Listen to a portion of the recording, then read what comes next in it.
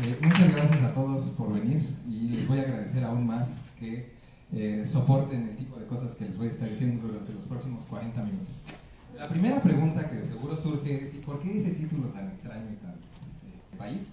Es triste, es difícil de creer y tiene mucho que ver con lo que algunas personas llaman pragmatismo, ¿no? Ahí está. Para que la cosa de hoy quede un poquito más clara, se me ocurrió empezar con preguntas que a ustedes les hacen cuando la gente se entera de que estudian psicología. Casi siempre les hacen una de estas. No me vayas a psicoanalizar, ¿eh? A esas díganles, pues ni te alcanza, o sea, ¿para qué te preguntas? Yo no creo en esas cosas de la psicología. A eso díganle gracias a Dios que no somos religión. Oye, ¿y sí es cierto que tu color favorito dice tu personalidad? Trolenlos, díganles que sí. El blanco es de asesinos en serie. El azul es de genios y lo usas en la camisa. Cosas. La de siempre. A ver si es cierto que estudias psicología. ¿Cómo soy? Pues no sé, pero inteligente no. ¿Qué hacen ustedes cuando les hacen ese tipo de preguntas? Ponen esta cara. Les apuesto la mitad de mi quincena o lo que sea mucho dinero para ustedes a que ponen esa cara. Una cara parecida hacemos los que hacemos investigación cuando la gente, incluidos a veces ustedes, nos hace estas preguntas. ¿Eso de las palomas para qué sirve? ¿Qué aplicaciones tiene tu investigación? Es que no somos animales, entonces ¿para qué hacerla? ¿Qué problemas se pueden solucionar con tu investigación? Les juro por Dios que mira que hacemos esa misma cara. ¿Y por qué? Porque quien nos la hace no sabe que está haciéndonoslas desde un punto de vista pragmático. Todas esas preguntas surgen de una visión pragmática de la ciencia y la vida. ¿Y qué es eso del pragmatismo? El pragmatismo es una filosofía no solo de la ciencia, sino de la vida en general y de la realidad en general, que valora la pertinencia de las cosas con base en su valor utilitario. Desde el punto de vista pragmático, la pregunta más importante que te debes hacer sobre cualquier cosa es: ¿y esto para qué sirve? O sea, pragmáticos por excelencia son, por ejemplo, los gringos. Es la pregunta más importante que ellos se hacen casi siempre. Aquí les traigo algunos ejemplos de ustedes siendo pragmáticos en su vida cotidiana como estudiantes. ¿Para qué estudiar psicología? Cuando ustedes responden esa pregunta con base en cosas del tipo quiero vivir bien, están siendo pragmáticos. ¿De qué voy a vivir si escojo tal o cual tradición? Aquí hay estudiantes de tercero que el año que entra ya van a tener que decir: yo quiero este ámbito con esta tradición, ¿no? Como si se tratara de un menú de McDonald's en el que vas escogiendo. Y algunos de ustedes lo van a decir, lo van a pensar en términos de ¿y eso para qué me va a servir a mí? Y por último, si ustedes creen que la ciencia debe ayudar a resolver problemas sociales, están siendo pragmáticos. Y aquí ya no se rieron, ¿verdad? ¿Qué es eso de pragmatismo científico? Piénsenlo. Nadie discutiría que los miles de millones de pesos que nos gastamos en este país en investigación deben retribuirse a la gente que los paga. Lo puse entre comillas porque, aunque sí es cierto que son miles de millones de pesos, no es ni la mitad del 1% del PIB. De todo el dinero que tiene México, no destinamos ni el 0.5% a investigación. Entonces, pues, no es tanto. Es como el estudiante que paga 20 centavos y después te cierra el búnker porque no haces lo que quiere que haces, ¿no? Pero, ¿de dónde sale la capacidad para incidir en problemáticas o resolver problemáticas sociales? Se puede intentar resolver un problema si no entiendes cómo funcionan los componentes que tiene ese problema. Un grupo de científicos típicamente se dedican a entender la realidad antes que intentar modificarla. ¿Vale? Preguntas como esto surge, a esto le llamamos investigación básica. Eso que ustedes conocen como método científico es típicamente ilustrado con ejemplos de investigación básica. Al gato no le importa ayudarte a resolver tu gastritis, le importa saber qué pasa si pone este líquido en ver si no explota. ¿Vale? Explicar y comprender suelen ser las metas de la investigación básica. ¿Para qué sirve? Es una pregunta que no te sueles hacer dentro de la investigación básica. Asumes que poder explicar algo tiene utilidad en sí mismo. Eso ya sirve para algo. ¿Para qué? Para saber cómo funciona esto que me estoy preguntando. ¿Y qué tipo de preguntas nos hacemos? ¿Por qué el cielo es azul? ¿Qué son esas cosas que brillan en el cielo nocturno? ¿Por qué unas titilan y otras no? ¿Por qué cuando junto dos pedazos de algunos metales, estos se pegan y luego me cuesta trabajo separarlos? ¿Por qué cuando hago pasar un haz de luz por algo que parece vidrio, del otro lado salen colores? ¿Por qué las gaviotas llegan a los puntos en donde pueden encontrar su comida antes de que la comida aparezca? ¿Ya vieron que esto no sirve para nada? En el sentido de Sabiendo esto no vamos a poder resolver un problema en específico. No vamos a poder reducir el índice de criminalidad, ni mejorar el aprovechamiento de las canciones escolares, de nada. Pero vamos a poder saber la respuesta a estas preguntas. Y después alguien podría desarrollar cosas tecnológicamente aplicadas sobre las respuestas que nosotros ofrezcamos. ¿Qué pasa en México con respecto a la investigación básica? Tenía dos opciones. O me voy por la de desalentarlos con el poquito dinero que hay, o me voy con la de retarlos a conocer de ciencia básica. Y me parece más pertinente la segunda. El CONACYT y el INEGI le preguntaron a los mexicanos cosas sobre ciencia y tecnología. No sé si recuerdan esta infografía que circulaba hace un tiempo en redes, en la que decían algunas de las creencias casi mágicas que tienen los mexicanos sobre ciencia. Aquí les traigo 3 grupos de resultados: el autorreporte, las actitudes hacia la ciencia y el conocimiento científico que tienen los mexicanos encuestados. Autorreporte, lo que ellos dicen saber, ¿no? Cómo funciona un acelerador de protones. ¿Qué nivel de conocimiento dices tener sobre conocimiento científico en general? ¿Ya vieron? En anaranjado está el regular y en rojo está el bueno. Más de la mitad dicen que de regular a bueno. Hay que ser humilde, ¿no? ¿Qué nivel de conocimiento tienes sobre contaminación ambiental? Miren, más de la mitad, bueno, ¿no? Entre regular y bueno, por supuesto. Efecto invernadero, pues un poquito menos, pero sigue siendo más de la mitad, 60% dicen que le entienden eso del efecto invernadero. Y solo son 3, les preguntamos sobre muchas otras cosas.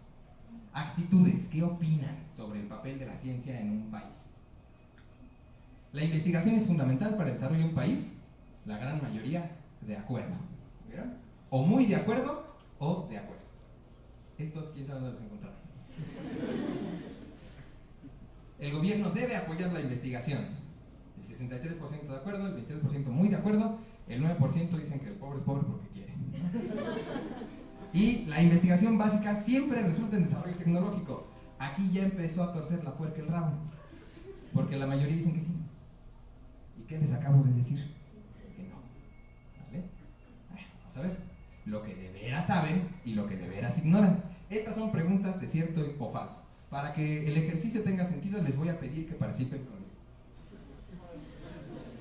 Vamos a quemar aquí algunas personas. Ustedes levantan la mano derecha si creen que la respuesta a la pregunta que les hago es cierto, y levantan la mano izquierda si creen que la respuesta es falso. Se quedan calladitos y no hacen nada si no saben. ¿Vale? Entonces, cierto, falso y no sé. ¿Vale?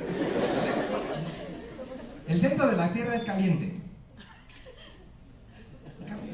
Hay muchos que no saben o son apáticos. El 88% la libramos, ¿no? Dicen que sí. Toda la radioactividad proviene del hombre. Bueno, del ser humano. Esto es más o menos alentador, pero esto no. El 52% dicen que sí. Y no es cierto. Esto es creer que el sol no existe. Todo el oxígeno viene de las plantas. No es tan desalentador. Esto es terrible. El rayo láser enfoca ondas sonoras y las aplica sobre un solo punto. Esto ya da miedo. No me hagas cirugía láser, no traje mis audífonos. Y esto da miedo. Tip, no, es falso. ¿Vale? La primera L en láser significa luz. Es un acrónimo en inglés. ¿Vale? Y pues es un rayo láser, ¿no? Un rayo láser. Los electrones son más pequeños que el átomo. Por ahí veo unos falsos, por ahí veo unos verdaderos, veo muchos que no se atreven, o ya se durmieron. Esto pues no está tan bueno, ¿va? Muchos dicen cierto, sí, pero a la mitad. O no saben, o dicen mal. Sí, son más pequeños que el átomo, son parte del átomo.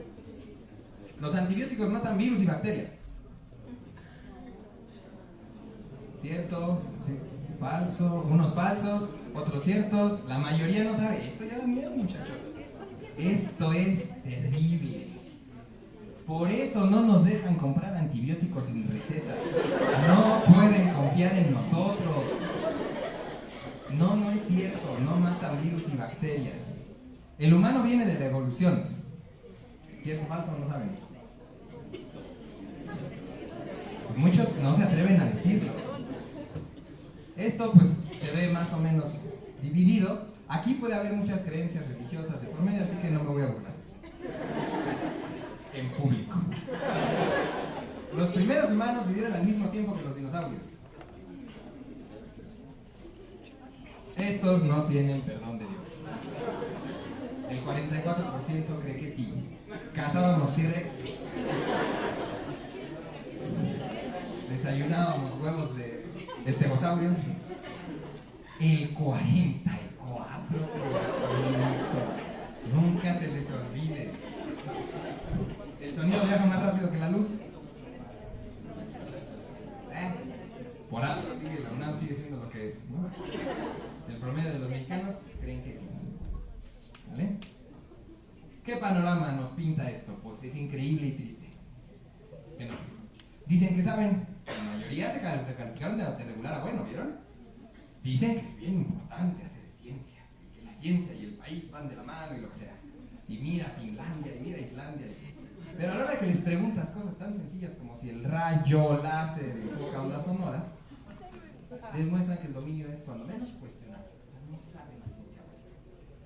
Es importante tener en cuenta que en cualquier disciplina es bueno contar con investigadores básicos por el papel que juega la investigación básica dentro de la generación de conocimiento tecnológico. Y no lo tenemos, al menos no en el país. Aquí hubo momentos en los que daba miedo, la mayoría no alzaban la mano por temor al ridículo. Yo creo, aquí decía que es ampliamente probable que el escenario se replique en la PES. Y pues más o menos, no tan gacho, pero sí había muchos que al menos decían no saber. En ese sentido, es frecuente que ustedes puedan o no saber sobre investigación básica o que no les importe. Que ustedes piensen en que lo que importa son las aplicaciones del conocimiento y entonces se desesperen en sus primeros semestres porque ¿y a qué hora me sueltan a mi niño para poder ayudarle a amarrarse las agujetas adecuadamente? ¿No? Llegan con ideas preconcebidas sobre lo que es la psicología y cuando llegan al laboratorio y les ponen su rata dicen ¿y esto para qué? Y la pregunta que a fuerza te hacen como profesor de metodológicas uno es oiga profe, ¿y esto de las ratas para qué sirve? Pues para que aprendas. ¿A qué? A hacer investigación básica. Yo supongo que precisamente por este escenario de que los estudiantes o no saben o no valoran la investigación básica, supongo que por eso me invitaron a hablarles sobre investigación básica. De hecho, mis suposiciones se vieron confirmadas cuando el comité organizador amablemente me facilitó el video de la reunión en la que tomaron la decisión de invitarme y me permitieron además ponérselos. Entonces, si fueras tan amable, Jorge, de ponerle play al video que está en la otra ventana, en los próximos 20 minutos no pasa nada. Ese, si puedes ponerlo en pantalla completa y ponerle play. Es ist dem Feind gelungen, die Front in breiter Formation zu durchbrechen. Im Süden hat er die Patzossen genommen und stößt auf Stahnsdorf vor. Der Feind operiert jetzt am nördlichen Stadtrand zwischen Frohnau und Pankow und im Osten ist der Feind bis zur Linie Lichtenberg-Marsdorf-Karlshorst gelangt. Mit dem Angriff Steiners wird das alles in Ordnung kommen. Mein Führer, Steiner konnte nicht genügend Kräfte für einen Angriff massieren. Der Angriff Steiner ist nicht erfolgt.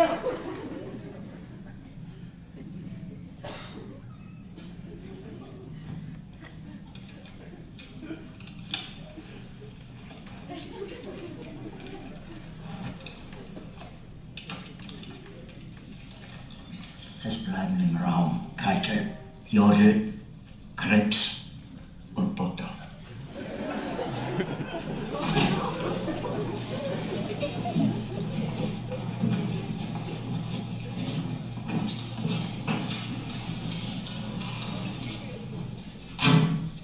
Das war ein Befehl! Der Angriff Steiners war ein Befehl! Wer schickt sie? Matthias Wagen! Die beiden Befehl für ihr Zeit! Oh, weit ist das angekommen. Da will der hat belogen! Jeder hat mich belogen, sogar ihr SS! Die gesamte Generalität ist in 2000 Haufen niederträchtiger, treuloser Feiglinge! Mein Führer, ich kann nicht zulassen, dass die Soldaten, die für Sie Feiglinge! Verwalter, Versager! Mein Führer, was Was Sie da sagen, ist ungeheuerlich. Die Generalität ist das Geschmolz des deutschen Volkes. Sie ist ohne Ehre. Sie nennen sich Generale, weil Sie Jahre auf Militärakademien zugebracht haben, nur um zu lernen, wie man Messer und Gabel hält. Jahrelang hat das Militär meine Aktionen nur behindert. Es hat mir jeden nur effektiven Widerstand in den Weg gelegt. Ich hätte gut daran getan, von Jahren alle höheren Offiziere liquidieren zu lassen, wie Stalin.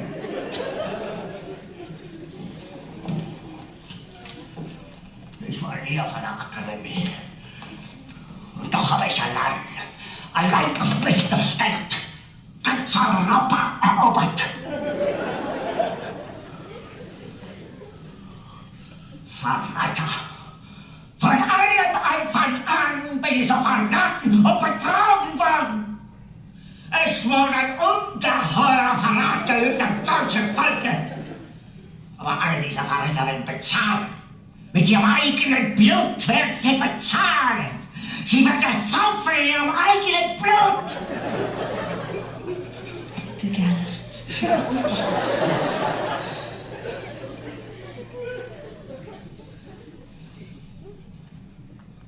Meine Befehle sind in den Wind gesprochen. Es ist unmöglich, unter diesen Umständen zu führen. Es ist aus.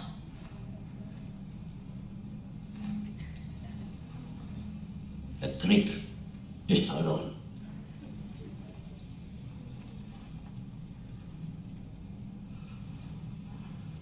Aber wenn Sie, meine Herren, glauben, dass ich das mit mir verlasse, irren Sie sich gewaltig.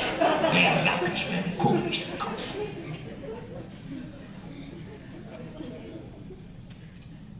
Tun Sie, was Sie wollen.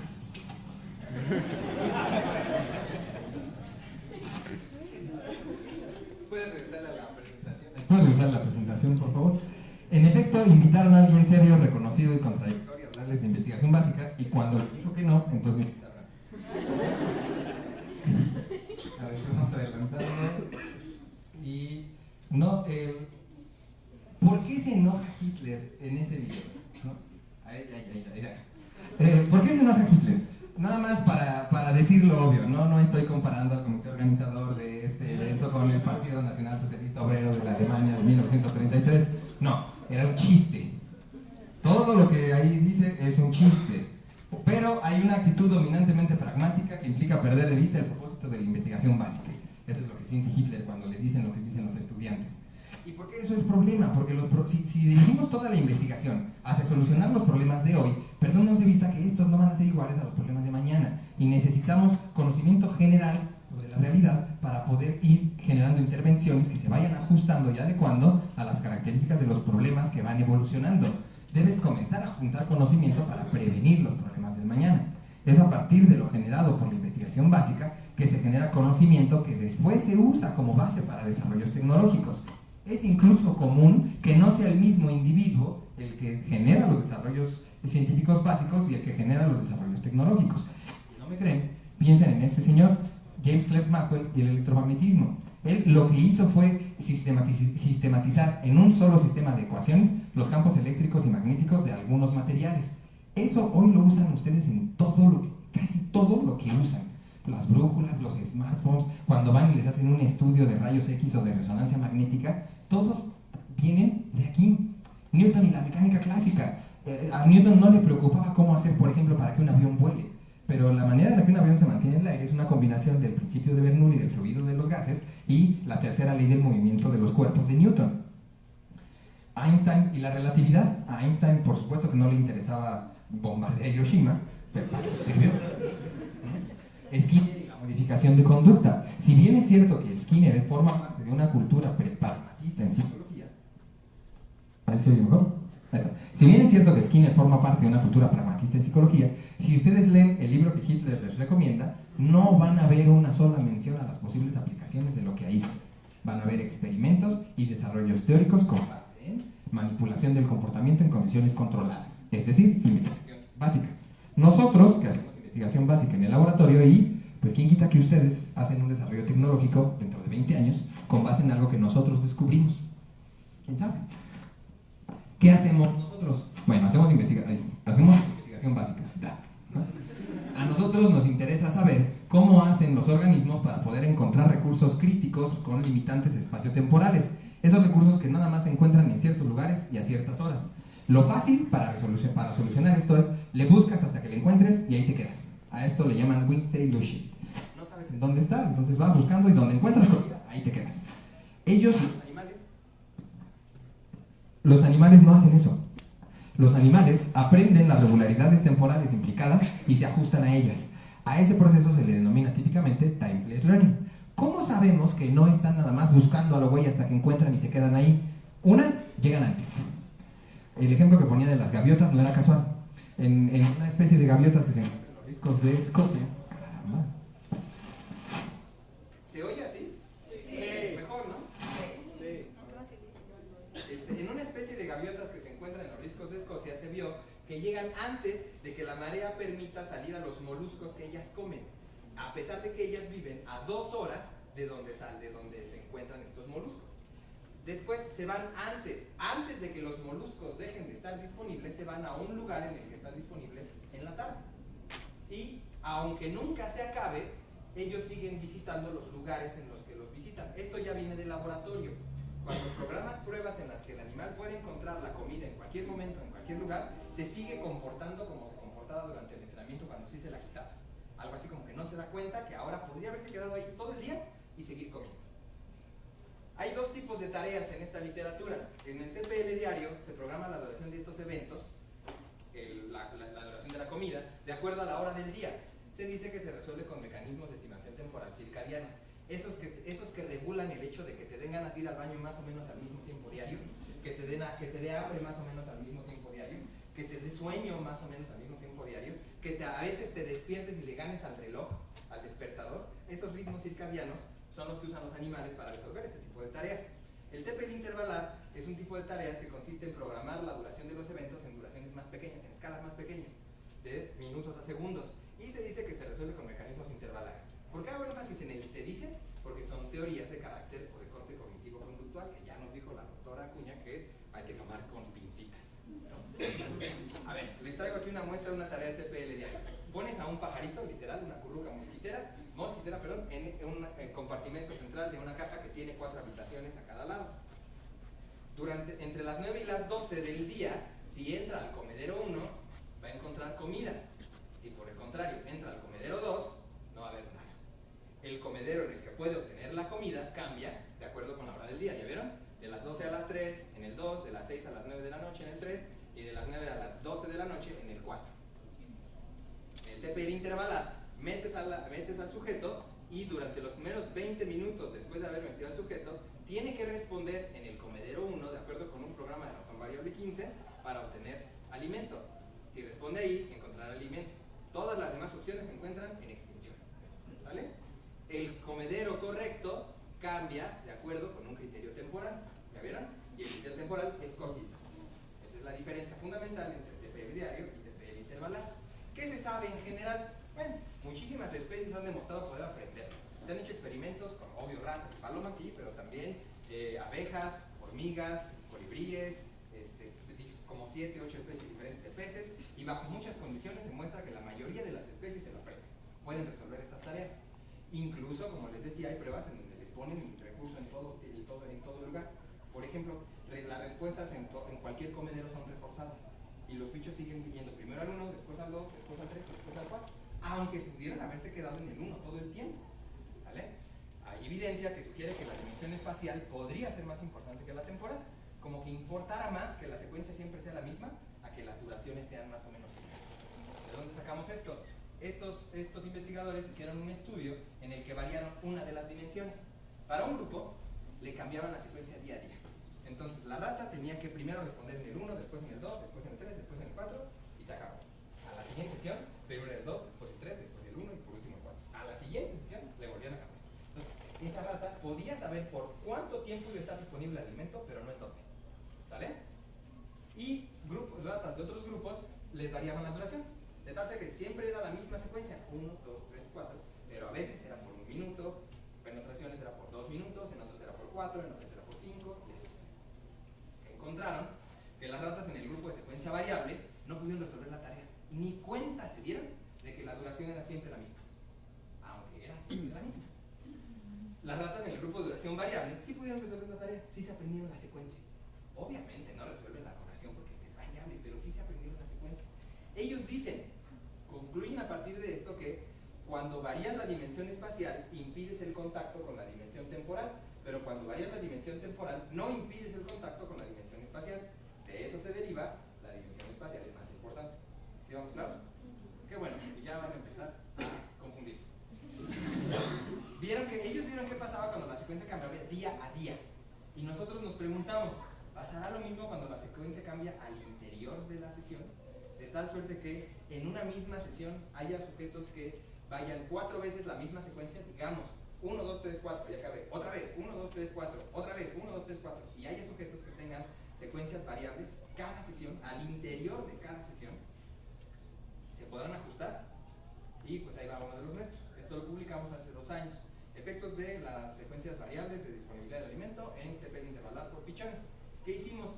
Pues un grupo con secuencia constante siempre enfrentaba 4 veces la misma secuencia en cada sesión. Primero en el 1, después en el 2, después en el 3 y después en el 4. Siempre 3 minutos en cada lugar. El programa de reforzamiento era un intervalo aleatorio de 25 segundos. Después de 50 sesiones corrimos una OHT. El otro grupo, la otra condición tenía una secuencia variable. Les hicimos 4 secuencias aleatorias al interior de cada sesión y al final de cada condición hicimos una OHT. Teníamos 2 grupos. Unos iban de esta condición a esta y otros iban de esta a esta, para ver si había efectos del orden de exposición a las condiciones. ¿Y qué salió? Aquí lo que pueden ver es el porcentaje de respuestas correctas. Aquí ven las sesiones agrupadas en 2 sesiones, y lo que pueden ver en los círculos negros es el grupo 1, y lo que no pueden ver en círculos blancos es el grupo 2. Pero sí ven las barras de error cómo se van moviendo, ¿no? Fíjense cómo las respuestas correctas sugieren que los dos se la van aprendiendo igual. ¿Vieron? Empiezan más o menos igual, terminan igual. Gracias a Dios que se la aprendieron, porque este fue el primer experimento publicado con una tarea de este tipo, así de varias veces la misma secuencia, y nos la hicieron de jamón porque eran varias veces la misma secuencia. Pero les demostraron, no, sí se la aprenden, sí encontramos lo que dice la literatura que debemos encontrar. Pero ya vieron cómo cuando lo cambias de condición, el grupo que va de variable a fija, ni en cuenta se da. Siguen igualita la curva. El grupo que va de fija a variable dice, épale, ¿qué pasó? ¿Sí queda claro? Aquí ya esto nos sugirió, no aprendieron lo mismo. No, pues si no vieron la anterior no van a ver esta. Aquí les traigo un zoom. ¿Qué ven ahí? Ahí lo que ven son muchas veces lo mismo. Esto es porcentaje de tasa de respuesta. Es qué tanto están respondiendo en una determinada ocasión. Estas rayitas significan cada 3 minutos, o sea, periodos de disponibilidad. En donde está el asterisco significa el periodo de disponibilidad correcto para esa opción. Y pues donde no está el asterisco significa el incorrecto. ¿Sale? Aquí lo que ven, o lo que deberían poder ver es ese dato para la opción 1, para la opción 2, para la opción 3, para la opción 4.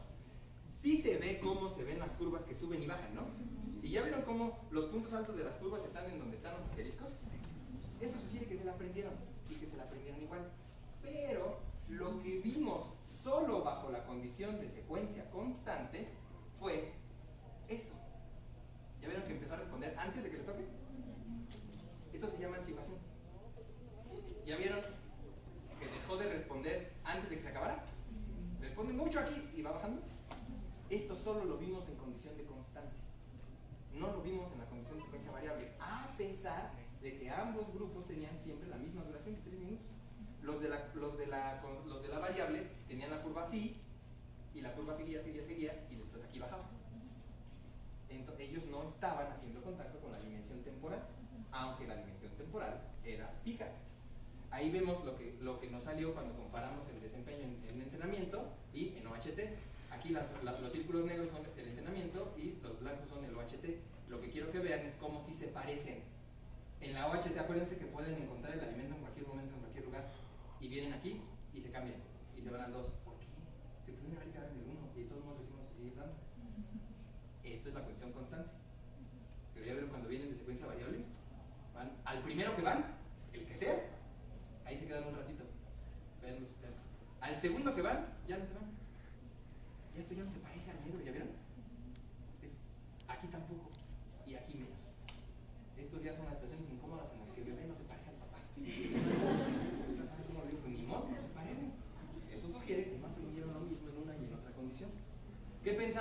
partir de esto? Pues puede ser que Todd, Hall y Willy tengan razón y que la información espacial sea más importante que la información temporal, pero piénsenlo. Imagínense que ustedes son la paloma. Bajo condiciones de variabilidad espacial, se encuentran el elemento aquí y aquí está, ¿no? Terminan los 3 minutos y se van a otro, pero ustedes no saben cuál es el correcto. Aquí les pongo. Te vas, por ejemplo, al 2. Él es el correcto, pero no aparece. Es un programa de reforzamiento intermitente, se tarda un rato en producirse el reforzamiento. Algo así como la paloma no está segura de que ahí le toca, pues se va a otro, y ahí tampoco aparece. Y después regresa, y ahí está. Perdió muchísimo tiempo buscando. Es como cuando llegas a una oficina de gobierno y no sabes cuál es la puerta que tienes que tocar. Tocas, no te abren y te vas a otra. Y cuando salió la secretaria aquí dices, ¡ching! Y te regresas. Y salió la de aquí. Y ya no sabes. Pero cuando sabes que donde estás es la locación correcta, ahí te quedas. Nosotros pensamos, ¿qué tal? Que no es cosa de que una información sea más importante que la otra, sino que bajo estas condiciones, cuando varías la secuencia, terminas accidentalmente haciendo variar el tiempo que el sujeto experimenta. Y cuando la secuencia es fija, pues no terminas haciendo eso. Eso es lo que nos preguntamos en el siguiente estudio que publicaron apenas este año. Aprendizaje de tiempo y lugar, efectos de la duración de la disponibilidad y la variabilidad. ¿Cómo lo hicimos? Pues es exactamente lo mismo que el experimento anterior. Así, 4 secuencias, en una condición siempre la misma, en otra condición siempre variable, pero aquí teníamos 2 grupos. Un grupo tenía disponibilidad de 3 minutos y el otro de 6. En tanto la caja es del mismo tamaño, la distancia entre los comederos es la misma, el programa de reforzamiento es el mismo, suponíamos que iban a perder el mismo tiempo buscando el alimento. Pero para unos eso iba a ser, imagínense que pierden 20 segundos. Pues la proporción de 20 en 180 no es la misma que la proporción de 20 entre 160. Nosotros asumimos, estos van a perder más tiempo que estos. ¿Sigue claro? ¿Qué salió? Porcentaje de respuestas correctas, aquí les pongo el nivel de azar y vean cómo sí salió. Una de las cosas que siempre nos preguntan es ¿por qué empiezan arriba el nivel de azar? Porque vienen de un preentrenamiento en el que les enseñamos a resolver la tarea de manera sencilla. Eso nos facilita que no se nos extinga las respuestas, ¿vale? Pero vean, sube la curva un poquito, pero sube. Aquí está el dato interesante, proporción de tiempo de búsqueda promedio. ¿Se acuerdan que les dije, imagínense que pierden 20 segundos? Aquí lo que pensamos, lo que graficamos es qué proporción del periodo total de disponibilidad perdió buscando. ¿Cómo medimos eso de buscar? Pues de que empezó el periodo de disponibilidad a que ocurre el primer reforzado. Ahí ya lo encontró. Y vean cómo este es el sujeto del grupo 3 para el que ese dato se pudo recuperar de la computadora. Y estos son los 2 sujetos del grupo 6. ¿Ya vieron quién pierde más tiempo? Del grupo 3. ¿Y ya ven cómo va aprendiendo a dejar de perder tiempo? Esto nos hizo pensar, si hubiéramos corrido más sesiones, a lo mejor hubiéramos encontrado que ya no iba a haber diferencias entre los grupos. Y entonces dejamos de correr más sesiones. No dejamos de correr por eso, pero lo estamos planeando extender el entrenamiento para ver si esto se replica. ¿Se acuerdan que les dije que llegan antes? Y se acuerdan que les señalé, ¿ya vieron que este puntito está más alto que este? Aquí les traigo esa diferencia. ¿Qué diferencia hay? En los últimos 30 segundos, justo antes de que empiece el periodo de disponibilidad, menos los 30 segundos anteriores a esos. Si estás anticipando, esa diferencia va a ser positiva. Los del grupo 6, diferencia positiva. Los del grupo 1, diferencia negativa. Perdón, los del grupo 3, los de 3 minutos. Anticipación del agotamiento, ¿se acuerdan que vieron cómo la curva baja antes de que termine el periodo de disponibilidad? Ahí lo que restamos es los penúltimos 30 segundos menos los últimos. Otra vez queremos ver diferencias positivas. Estos sí se la aprendieron, estos no. ¿Ya vieron? Los del grupo 6 sí pudieron, los del grupo 3 no. Nada más variando la duración del periodo de disponibilidad. Ahí nos ahorramos andar suponiendo cosas sobre el valor subjetivo de la información espacial y temporal para el aparato cognitivo del pichón. Nada más diciendo, oye, mira, si dura 6 minutos, ya no es más importante la espacial que la temporal. Ahora son igual de importantes. Entonces lo que dijimos es, pues a lo mejor es un efecto paramétrico. El efecto de los parámetros y no tanto de la información por la naturaleza asumida de la información en el asumido aparato tecnológico cognitivo del pichón. Y bueno, ya sé que ustedes son estudiantes de psicología de primer, segundo, tercer semestre, me van a preguntar, ¿y los humanos, profe? El pináculo de la creación, el centro del universo, la criatura para la que el universo fue diseñado. ¿Qué hay de la reproducción microcósmica de la divinidad? ¿Qué? El eslabón final de la cadena evolutiva, el crisol de artes y virtudes. ¿Qué pasa con estos?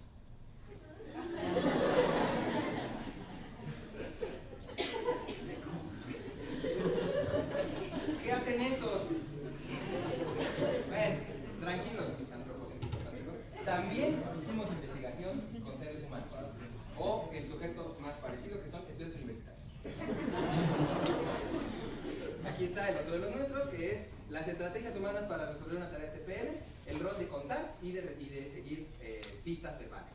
¿Qué es lo que nos preguntamos? ¿Qué hicimos? Un grupo de estudiantes tenía que buscar un zombie que se metía a una casa abandonada cada cierto tiempo. Tú podías ver tres puertas y cada una tenía su propia etiqueta. Entonces veías la puerta del cuarto, la puerta de la cocina, la puerta de la sala y la puerta del baño. Y sonaba un ruido como de que algo se rompió y entonces tenías que hacer clic sobre uno de esos cuartos. El cuarto en donde estaba el zombie cambiaba cada 3 minutos. ¿Ya vieron? Hay algo que puedes encontrar y hay un criterio temporal que rige en dónde va a estar. El intervalo entre ensayos, es decir, entre apariciones del zombie, variaba entre 3 y 11 segundos. Esto lo hicimos para que, según nosotros, no pudiera contar. Después de 5 sesiones de entrenamiento hicimos una OHT. El zombie aparecía en cada ensayo, en todos lados. No importaba dónde le dieras, él lo ibas a encontrar. ¿Sale? Si ven en qué se parece esto a las tareas que les escribí con animales, ¿no? Es básicamente el mismo arreglo. ¿Qué salió? Aquí los porcentajes de respuestas correctas. ¿Y ya vieron? De volada llegan al 100. Estos no eran humanos promedio, eran estudiantes de la UNAM. Llegan al 100. Llega la OHT. Acá están todos. Y acá está el de pase automático. ¿Ya vieron? ¿Qué pasó con este? Vamos a ver. Esta gráfica ya vieron que se parece a la que les mostré con animales. Es la misma, porcentaje de elecciones cada 30 segundos. Aquí vemos, cada minuto. ¿Ya vieron? En la opción 1, después se van a la 2, después se van a la 3, después se van a la 4. Noten esto. Vean en la 2. ¿Ya vieron que dejaron de responder antes de que terminara? ¿Y ya vieron que llegaron antes? Vean la 3. ¿Ya vieron que llegan antes y se van antes? Se parecen a los animales. Vean, aquí es la OHT. ¿Ya vieron que se parece mucho? Vean esto y esto, esto y esto, esto y esto. Aquí está el de pase automático. Es el genio. Porque él sí se dio cuenta de que no se tenía que mover en la OHT. Y de paso nos chingó los datos. ¿Qué estaban haciendo? A diferencia de otros estudios que hacen esto con niños, nosotros sí les preguntamos a nuestros participantes, oye, ¿cómo hiciste para resolver la tarea? Y lo que nos decían es que estaban contando. Yo después de 11 zombies me movía. No siempre son 11 zombies. Y además, pues por eso te lo puse variable, para que no contaras. Entonces se nos ocurrió hacerles todavía más difícil contar. Nos llamó la atención que nadie dijo, veía las etiquetas. Yo entraba al cuarto, decían, entraba al primero y luego al segundo. ¿No leerán? No puede ocurrir. Entonces se nos ocurrió cambiar las etiquetas a la hora de la prueba y ver si los podíamos engañar. ¿Cómo lo hicimos? Para hacer más variable todavía el intervalo entre ensayos. Fácil. Hicimos con los mismos 4 periodos de disponibilidad, pero ahora definimos 3 rangos de intervalos entre ensayos. Durante los primeros 4 minutos de la sesión, este era tu intervalo entre ensayos. Durante los segundos 4 minutos, este era tu intervalo entre ensayos. Y durante los terceros, este era tu intervalo entre ensayos. Así logramos ampliar la distribución de la curva de intervalos entre ensayos, ampliando la variabilidad del número de ensayos contenidos en cada opción. Y entonces ya era más difícil contarlos. No es que no pudieras, pero era más difícil. ¿Qué salió? Porcentaje de respuestas correctas. Miren, no hay diferencia entre los grupos. Tan no hay diferencia que en el insert del promedio, solo los clasificamos como un solo grupo. A la hora de la OHT, acuérdense, los que tienen las líneas punteadas son a los que en la OHT les movimos las etiquetas. Ni cuenta se dieron. No leí. ¿Vieron? Pero, ¿ya vieron aquí la diferencia con respecto a la OHT del experimento anterior? Aquí teníamos, en el experimento anterior teníamos todos arriba y uno abajo. Y ahora tenemos todos abajo y uno medio arriba. Vamos a ver qué pasó. En el entrenamiento, hermoso, ¿no? Igualito. Pues no, miren, vean, ¿a poco se van antes? ¿A poco llegan antes? A lo mejor. ¿Ya vieron? No se van antes y no llegan antes. No hay anticipación y no hay anticipación del agotamiento. Cuando los pasamos a la OHT, ya vieron que ahora ya no nada más hay uno ahí. Hay muchos que ya nunca se movieron. ¿Qué es lo que concluimos?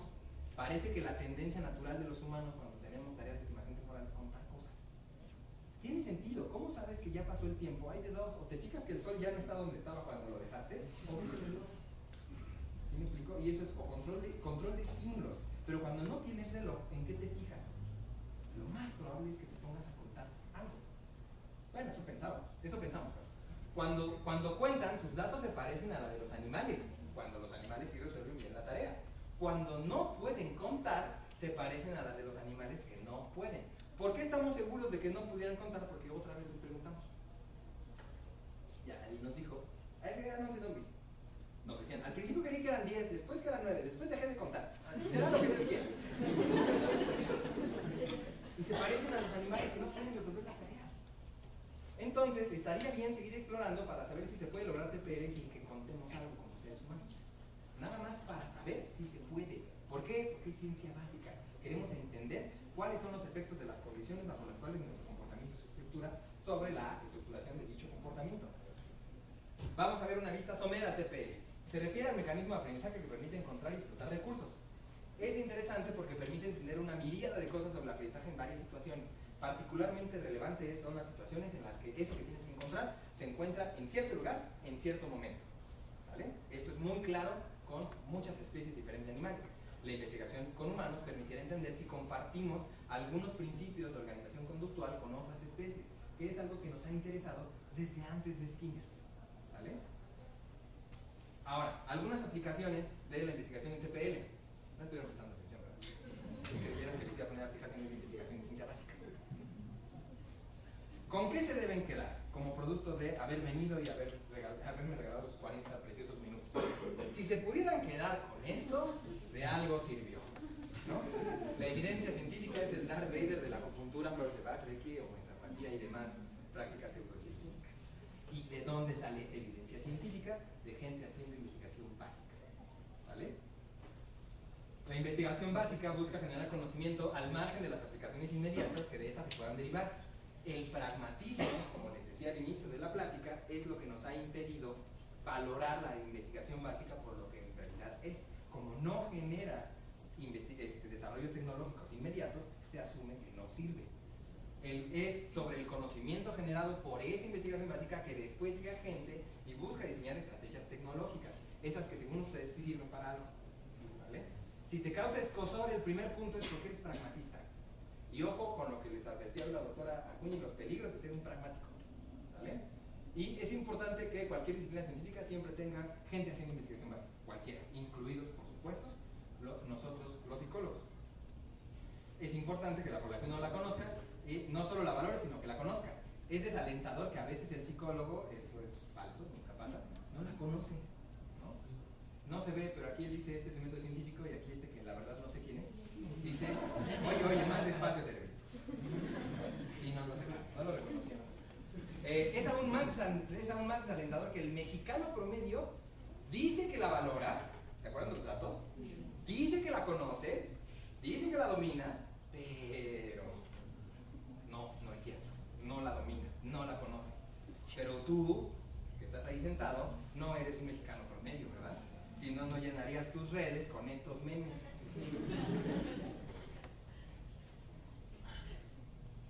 Para terminar, no olviden los riesgos de una actitud dominantemente pragmática. ¿Se imaginan que Newton solo pudiera pensar en los miles de dólares que iba a hacer con la refracción de la luz como poste para punto? Muchas cosas que nunca podríamos haber entendido. ¿Cómo funciona la luz? Pueden contribuir a la generación de conocimiento en esta misma facultad. No necesitan irse a Escandinavia, en donde sí hay dinero. Aquí se puede vivir bien de la investigación. Tal vez ustedes no puedan, pero eso es otra cosa.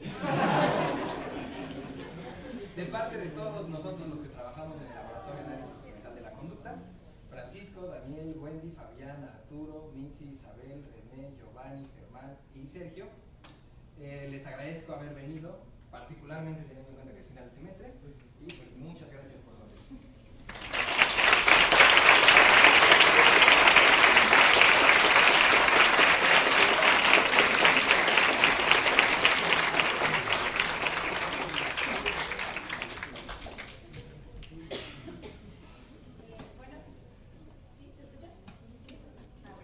Le agradecemos mucho al doctor Naciel por su conferencia y a continuación daremos inicio a algún breve periodo para preguntas. Si alguien quiere una pregunta.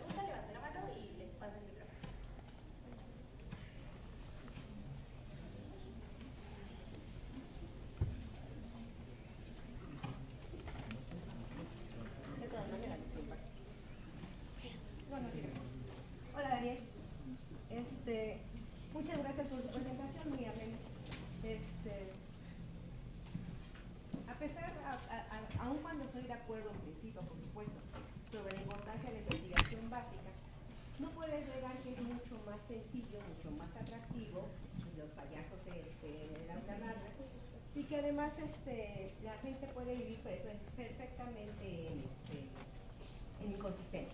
En la mañana se persignan para venir aquí, y leen su horóscopo en el camino y luego toman su clase de psicología y en la noche hablan sobre sus sueños que tuvieron. Y no hay problema alguno, así han sobrevivido.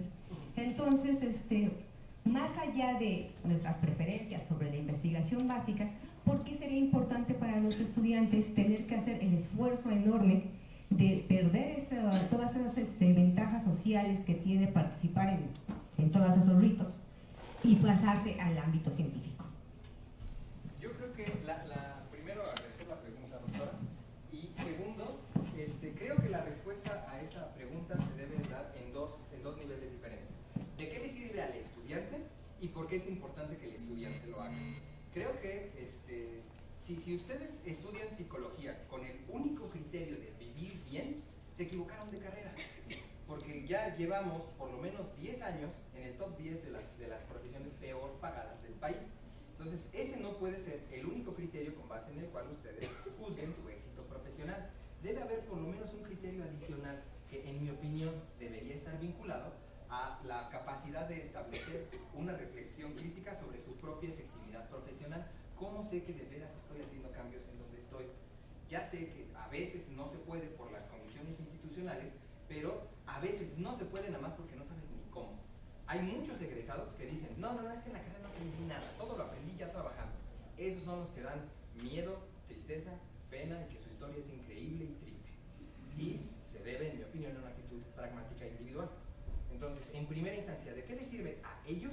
En mi opinión, les sirve en el sentido de que es en la investigación básica en donde pueden adquirir habilidades que después van a tener que desarrollar en los campos de aplicación o los ámbitos de aplicación por los que ustedes se decanten. En el caso particular de la predicción conductual, bueno, hace ratito un alumno me decía, pues, habló muy bien la doctora y me gustó, pero como que es muy conductista, ¿no? Decía, pues, ¿sí viste el título del evento? Entonces, ¿por qué no les voy a hablar de lo que necesita saber un psicoanalista? Pues porque no tengo ni idea. En el caso de la investigación conductual, pongo un ejemplo. En el caso de la maestría en la residencia de medicina conductual, les damos una clase de observación y registro, lo que veíamos en laboratorio 1 y que acaban de ver mis alumnos de primer semestre de metodológicas 1 todavía, a tus categorías, a tus formatos, se los enseñan en la maestría porque no lo saben hacer. Y es vital que lo sepan hacer. Y ese tipo de habilidades las puedes desarrollar en la realización de investigación básica. Entonces, en mi opinión, el primer nivel de qué le sirve al estudiante es en ese sentido. En el sentido de que vas a poder estar en condiciones de generar estrategias de intervención auténticamente profesionales, disciplinariamente guiadas y evaluar su propia efectividad y en una de esas generar cosas nuevas. Y eso, pues sí, además de que te va a permitir bien, o sea, te va a permitir algo más que vivir bien. Y la segunda es que vas a poder desarrollar habilidades desde el inicio que después te van a resultar críticas. ¿Por qué creo que es importante que los estudiantes, y es cierto lo que digo, no todos, la investigación básica no hay ni alcanza para todos, ni les va a gustar a todos, ni caben todos en el laboratorio. ¿Vieron cuántos somos en la foto, no? O sea, no cabemos todos en el laboratorio, pero ¿por qué creo que es importante que siempre haya estudiantes incorporándose a actividades de investigación básica? Por el bien de la disciplina y del país. Yo soy de ese 60 y tantos % de mexicanos que cree que el desarrollo de la calidad de vida de un país puede estar fuertemente vinculado al desarrollo de la investigación científica, tanto en su modalidad básica como su modalidad tecnológica. Y pues los que hacemos investigación, todos somos o fuimos estudiantes en algún momento. Y si no hay estudiantes haciendo investigación básica, no va a haber tampoco estudiantes haciendo investigación tecnológica. Y si no hay estudiantes haciendo investigación tecnológica, pues entonces no hay innovación, no hay desarrollo. Por eso creo que es importante en esos dos niveles. ¿Alguien tiene otra pregunta?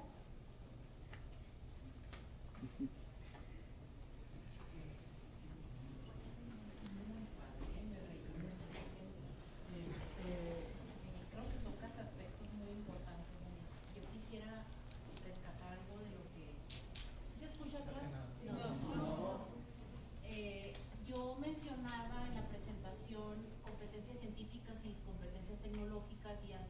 comentario con respecto a si yo me entreno como científico, creo que tengo muchas más posibilidades en lo tecnológico de tener una idea qué se tiene que hacer y cómo hacerlo, y no necesariamente a la inversa. Si me entreno en la resolución de problemas al margen del entrenamiento científico. ¿Tú qué piensas en esto? Yo estoy completamente de acuerdo. Yo creo que lo pienso en términos del viejo plan de estudios que se nos acaba de morir. Y aunque no soy tan viejo, entonces a mí ya me tocó la parte en la que el plan de estudios estaba enfermo y rengueaba y sangraba por la frente. Ya no era lo que originalmente me platicaban que era. Pero así como fue planeado, precisamente atendiendo a consideraciones como las que usted hace, es que tenía sentido que en laboratorio 1 hicieras experimentitos en situaciones controladas con organismos de esos que no es tan difícil controlar en las condiciones. Y solo en ese sentido son organismos relativamente simples. Solo en ese sentido. Después, y el tipo de investigación que tenías que ir haciendo iba siendo más, se iba diferenciando, se iba complejizando en dos sentidos, tanto en el fenómeno que tienes que identificar y reportar y medir, como en las condiciones bajo las cuales las tienes que identificar, reportar o medir, de tal suerte que después tenías que hacer investigación en la materia de laboratorio 1 con humanos sobre fenómenos lingüísticamente mediados, que son un poquito más difíciles de controlar y también de describir y explicar. Después pasabas a quinto y empezabas a aplicar eso que te habían enseñado. Ahora sí, después de haber desarrollado competencias que podríamos agrupar como científicas de categorización, clasificación, definición, registro y demás, esas las aplicabas en tus últimos 2 años, en diferentes escenarios. La postura ahora es diferente. La postura ahora es muéstrales el catálogo en los primeros 2 años y que ellos escojan cuál quieren con cuál. Literal, como si fuera un menú de un restaurante de comida rápida. Creo que eso es un poquito más peligroso, sobre todo porque no hay tiempo de desarrollar este tipo de habilidades para como están los currículos actuales. ¿Alguna otra pregunta?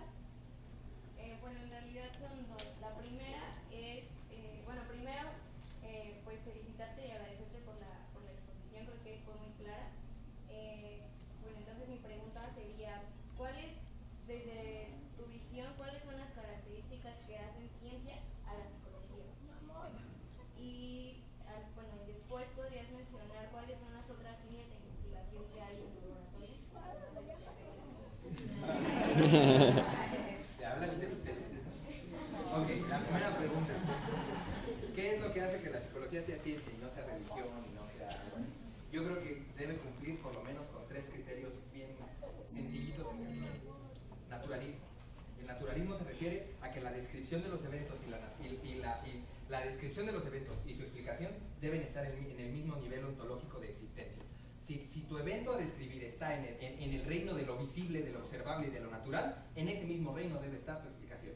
Si tú crees que llueve y que hay truenos porque hay un señor barbudo arriba aventando truenos porque le robaron a su mujer, no estás siendo naturalista.